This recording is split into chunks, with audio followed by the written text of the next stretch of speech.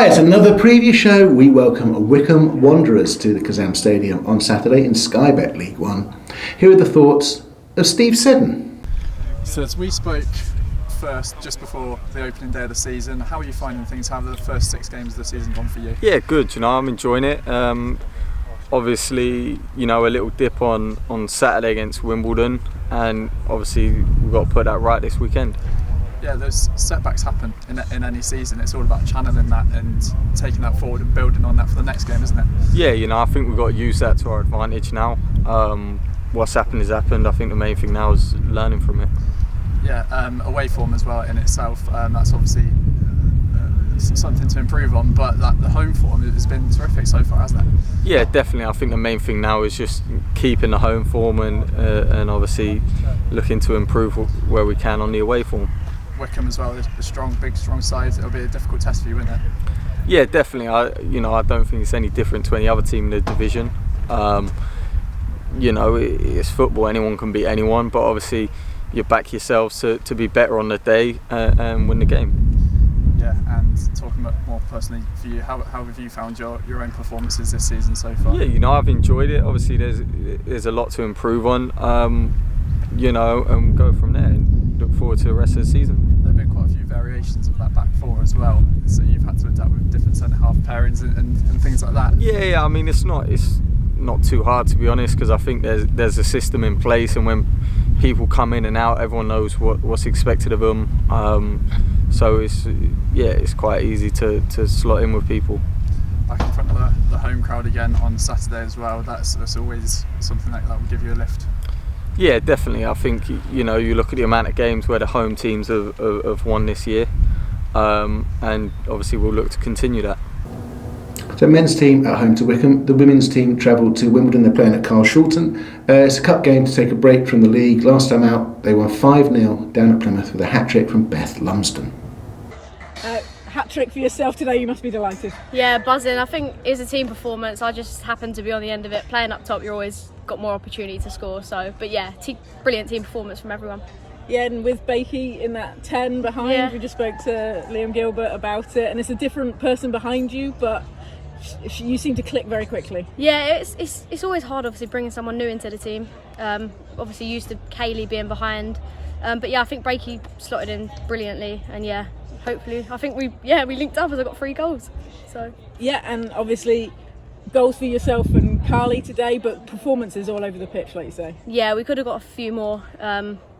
Some decisions didn't go our way this game, but yeah, we're happy with the decision, and obviously we've got a long journey home now, so it's a positive journey home, hopefully. Yeah, and the cup next weekend is a different challenge. Yeah, we're all looking forward to it. Like I said, we take each day as it comes, each game as it comes as well.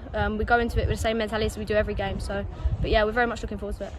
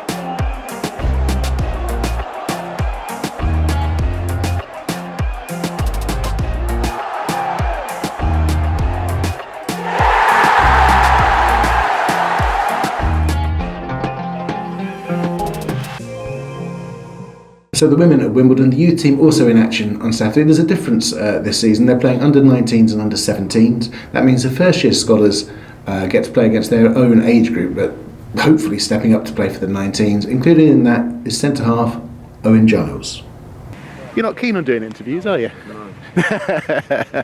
Right, so life as a scholar. Last time we spoke to you, you were just starting out. Yep. How has it been so far? Yeah, it's been good. It's been tough. A few setbacks. Had COVID, had a groin injury, but I feel like I'm doing well now. I'm looking forward to getting back on the pitch today. The last thing you need when you're just starting out in any new job is to come down with COVID symptoms. What were you thinking when it happened? Was that the end of the world for you? Or? Yeah, I had bad symptoms as well. I woke up one morning, thought awful. It was the morning of a match. Had to call in to sick, and then I did a COVID test and come back positive. So if there are, how old are you, Owen? You're 16. 16. So if there are people out there of your age, what advice do you give them if it happens? I mean, what do you tell them? Just gotta stay sanitised, like sanitise your hands, wear a mask in like public places so that you don't get COVID. I think people your age tend to think you're invincible and that it's not going to happen, don't you? Yeah, it's not likely to have like many bad effects. Yeah. But when you get it, it's just rubbish because you have to stay inside for 10 days. Football-wise, Yeah. That must have affected you? Did all the pre-season running? It must have affected your fitness. Yeah, I come back last week and had to do running on my own, which was pretty rubbish, but is what it is. And then first match this Tuesday, so nice to get 60 minutes under my belt, so I haven't played in quite a while. Yeah. The actual football is a step up, isn't it, from that under 16s level to playing the level you're playing? Yeah, it's a step. more physical, more the pace of the game's quicker, so you've got to stay focused all the time. Did you realise that like 10 minutes into the game, or did you? Yeah. Yeah. Yeah, they're like, and the strikers are, for me being a centre half, the strikers are bigger, stronger, and quicker. Got to like step up to the plate. Are you you're playing more for the under 17 side rather than the 19s, right? Yeah. The ambition has to be to step up to that 19s. Yeah, it's my aim hopefully by Christmas to have stepped into that team, because it's been difficult not having like a run of games in a row. I've had like a few setbacks, but hopefully. When you see Clint play in the first team, that must give you hope, actually. Yeah, it's confidence booster that he's doing well, and just got to follow what he's doing really. So Owen Giles there talking about the importance of vaccinations at 16 to go and get the vaccine. Have you had yours? You're double jabbed. I'm double jabbed, yes. That's the reason we can sit so good. Did you have it in your? Did you have the Oxford jab in your Oxford tattoo? I didn't because I'm right-handed. I had it in my left arm, so they didn't want to ruin their tattoo, obviously. So.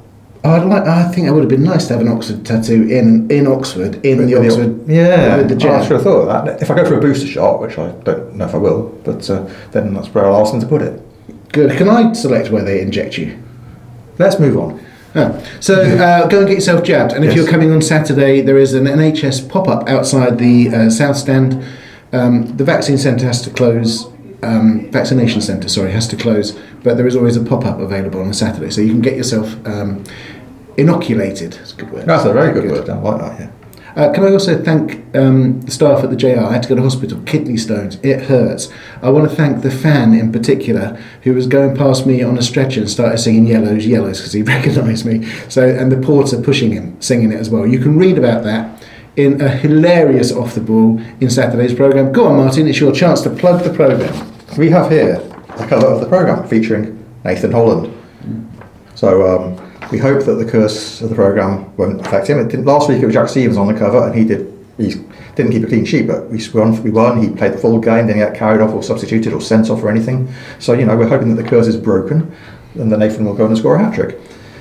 There's also obviously nice content inside the programme. Big interview with James Henry, poster of Elliot Moore, and ladies, you have to buy that.